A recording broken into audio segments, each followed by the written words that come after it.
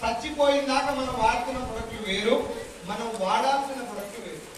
మనం ఎప్పుడు ఒక మాట చెప్తాం కదా, మన ముత్తాత చాలా బలంగా ఉన్నాడు సార్, మా తాత గట్టిగా ఉన్నాడు సార్ అంటారా లేదా?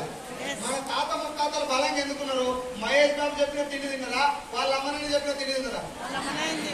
ఇక్కడ మహేష్ బాబు చెప్పిన తిండి మనం తింటున్నాం. ఇక్కడ తేడా ఏంటంటే వాళ్ళ అమ్మనైనా తిన్నదే ఏదో తినబెట్టి బిడ్డ నేను ఇదే తిన్నా, ఈ గట్టిగానే తిన్నా, ఈ జొన్నగా తిన్నా, నువ్వు కూడా ఇదే.